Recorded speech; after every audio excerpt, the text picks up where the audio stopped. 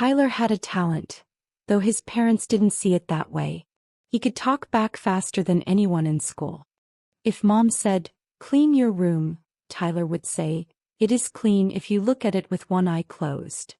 If Dad said, "Watch your tone," Tyler would reply, "I would, but it's such a nice tone." At first it was kind of funny.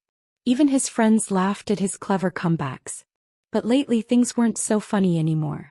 It all started on a Thursday morning, the kind of morning when the cereal box is empty and everyone's running late. "Tyler, did you finish the milk again?" Mom asked, holding up an almost empty jug. "Technically," Tyler said, spooning the last of his cereal, "I shared it with my cereal." "Don't be smart," she warned. "I'm not being smart," he said, shrugging. "If I were being smart, I'd pour it back so you'd think there was more left." "Tyler." He grinned, but Mom didn't. Her eyes narrowed, that Mom look that meant she was seconds away from grounding him. "Go grab your backpack. You're riding with me," she said sharply. Tyler sighed, muttering under his breath, "Guess I'm not allowed to talk in this house anymore." But she heard. "You can talk, Tyler. You just don't have to talk back." At school, Tyler's mouth worked just as fast. When Mrs. Danner, his English teacher, asked the class to hand in their essays, Tyler said, "Mine's still under construction." "Tyler," she said with a sigh, "it was due yesterday." "Yeah, but yesterday's history," he replied. The class snickered. Mrs. Danner didn't. "Detention," she said flatly. "Seriously? For being funny? For being disrespectful?" Tyler groaned. It was just a joke. Why did everyone keep taking things so seriously? At lunch, his best friend Marcus sat across from him, munching on fries. "Dude, you're like legendary," Marcus said.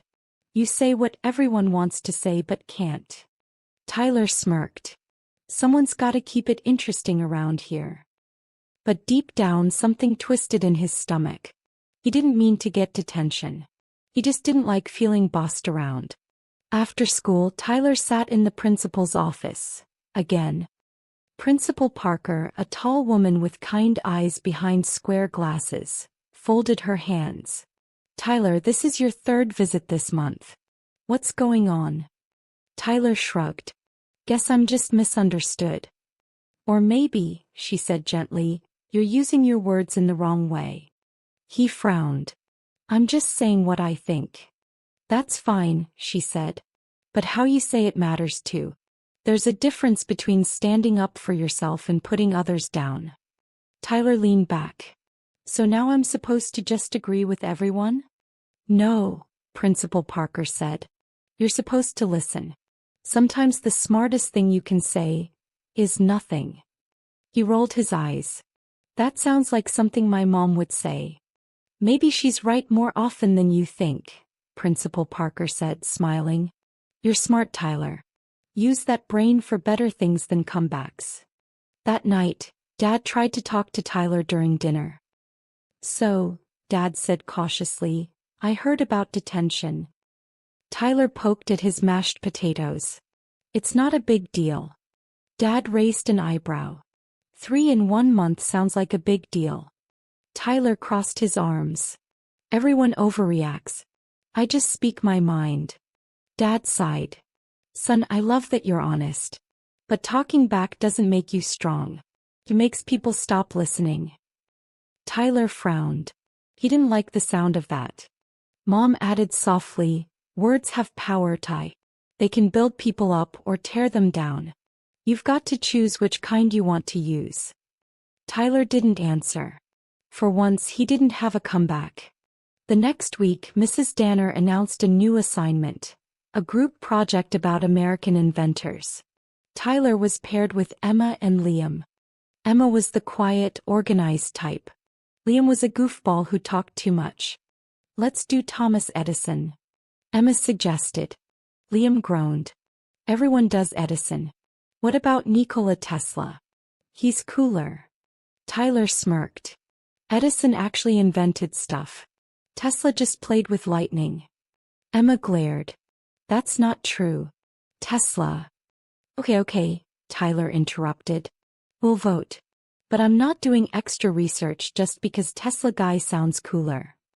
Emma crossed her arms. You don't have to be rude about it. I'm not being rude, Tyler snapped. I'm being honest. The room went quiet. Emma looked hurt. Liam just shook his head. Mrs. Danner, who'd been walking by, stopped. Everything okay here? Emma mumbled, We're fine. But they weren't. The next day when Tyler got to school, Emma and Liam were already working. They'd decided on Tesla without him. Tyler dropped his backpack. You started without me? Emma didn't look up. We figured you'd just tell us what we did wrong anyway. That stung. Tyler sat down quietly.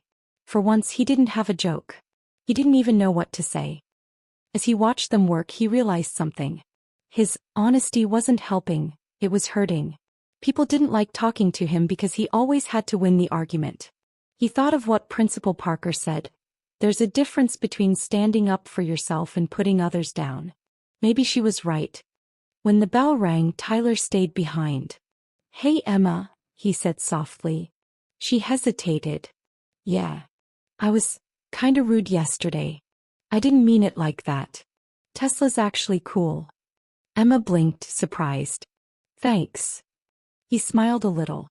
Can I help with the presentation? Sure, she said, smiling back.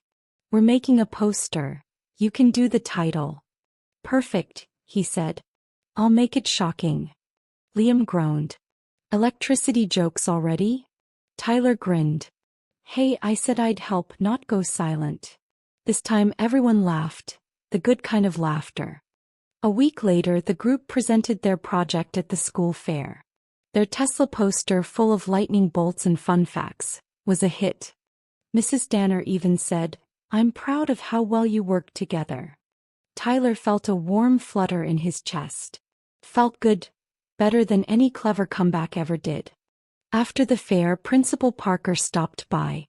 Nice work, Tyler, she said. You've come a long way. He grinned. Guess I'm learning to talk better, not just back. She smiled. That's the smartest thing you've said all year. That evening, Tyler helped his mom clean up dinner without being asked. Wow, she said.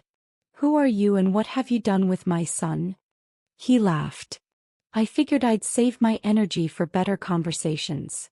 Mom smiled. That sounds like a good plan. Also, he added sheepishly, sorry about the milk thing, and the tone thing, and the cereal thing, and... She chuckled. Hey, you're forgiven. Dad patted his shoulder. Proud of you, son. Talking back takes guts.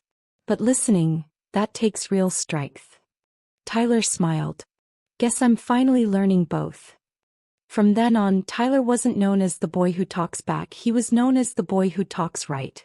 Sure, he still had his quick wit and funny one-liners, but now he used them to lift people up, not put them down.